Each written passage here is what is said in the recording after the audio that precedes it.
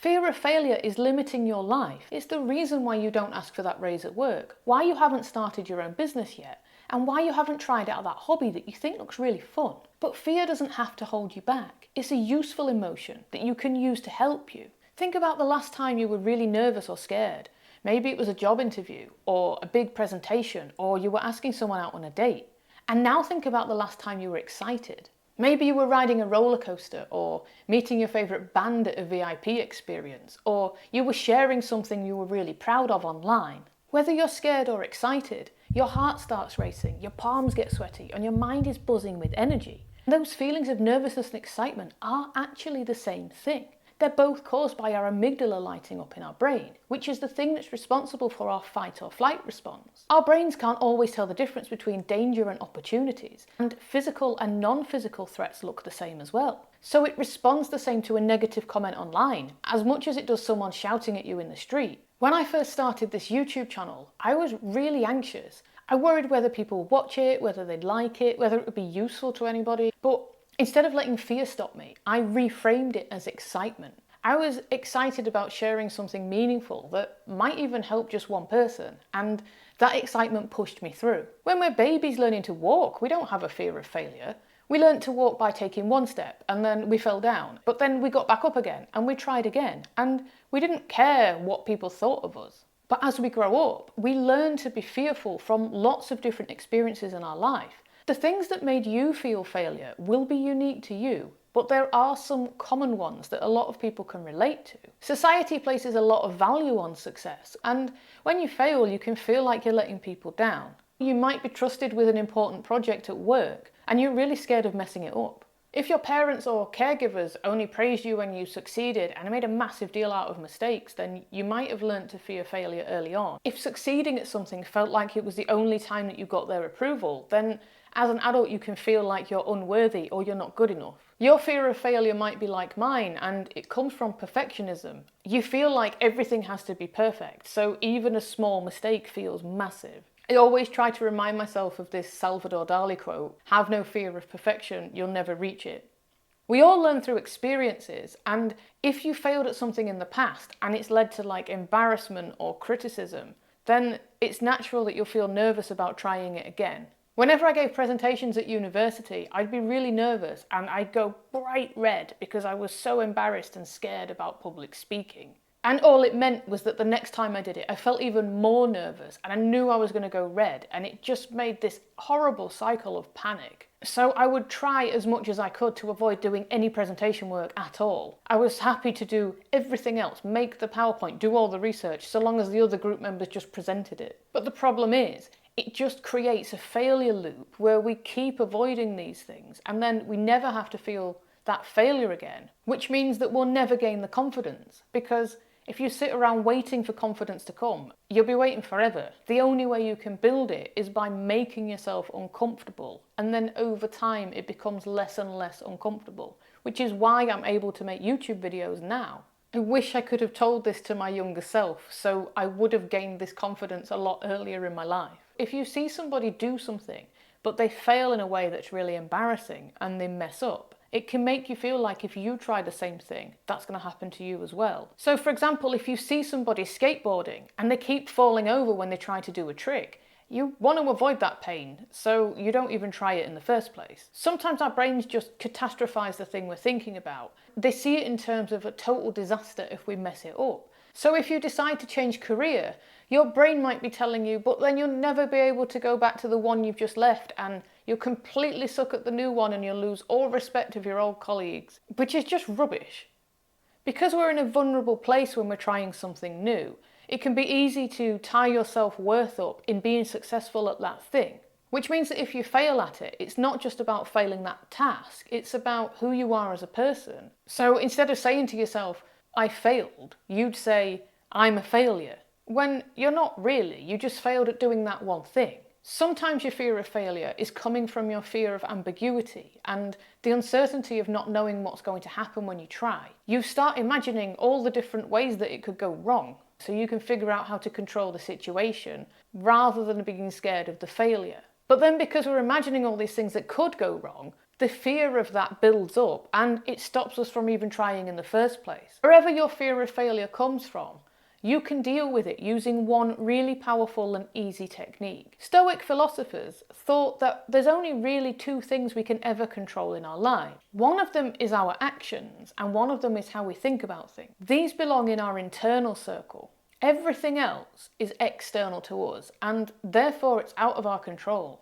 This includes things like the past and the thoughts and behaviours of other people. So someone's feedback on your work or their opinion of you, whether they will like this video or not. It's things like the weather, what will happen to interest rates, whether you'll get a raise, whether you'll get that job.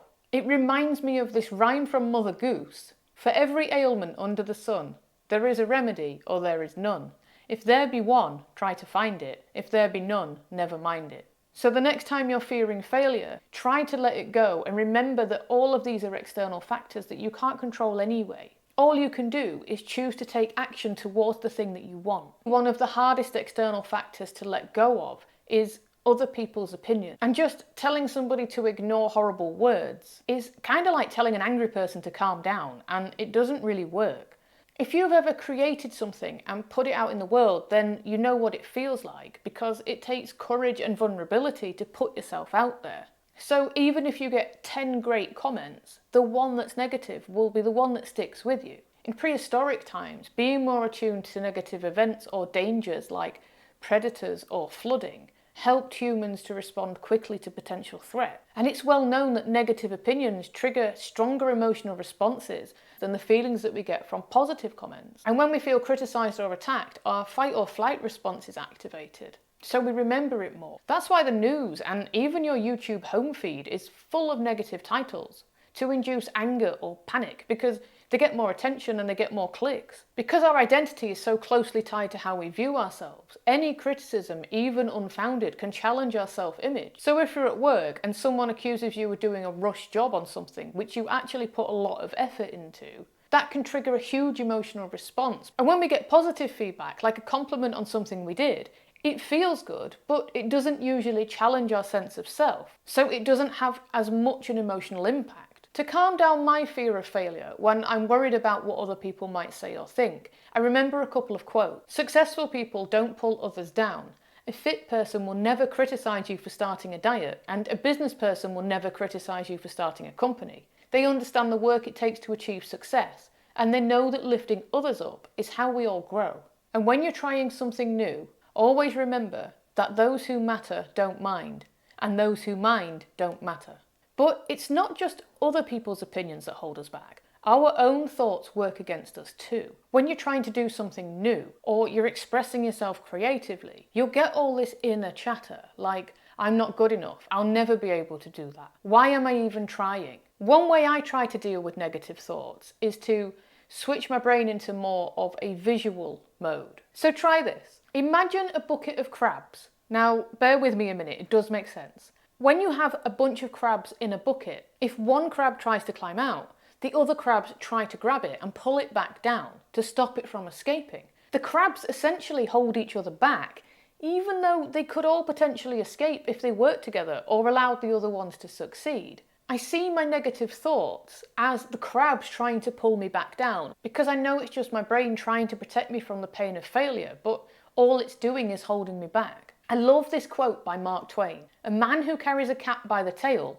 learns something he can learn no other way. It perfectly sums up what it's like to learn and fail. Because the only way you can learn, and really learn, is by doing and experiencing things. You have to accept that you might screw up, but failure is a step in the right direction, and it gives you feedback so that you know what to do better next time, which aligns perfectly with Carol Dweck's theory of the growth mindset. She found people that approach failure as a learning experience are more successful. If you see failure as a way to grow, then you may have a growth mindset. Do you also think that you can continue to learn new things, and there's no such thing as you can't teach an old dog new tricks? Do you embrace challenges and see them as opportunities to grow and learn? Are you resilient and persistent when things set you back, and you don't give up easily? Do you value the process of learning along the journey rather than just focusing on the outcomes at the end? And are you able to take constructive criticism as feedback to improve and grow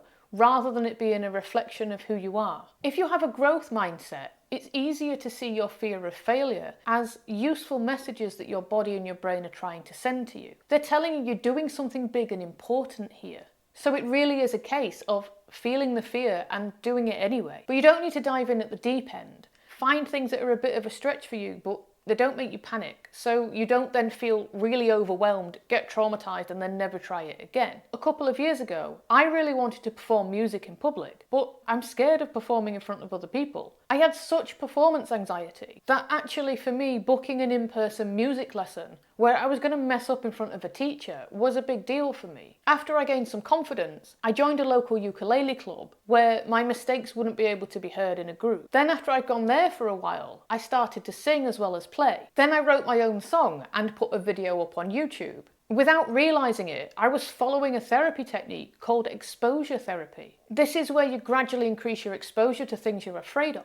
It reminds me of a line from the Baz Luhrmann song, Always Wear Sunscreen. Do one thing each day that scares you. What is the fear that's holding you back right now? Can you reframe it as a sign of growth and acknowledge that you can only control your own behaviours and your own thoughts? Because if you can, you know that the next step is to just take one small action to face this fear.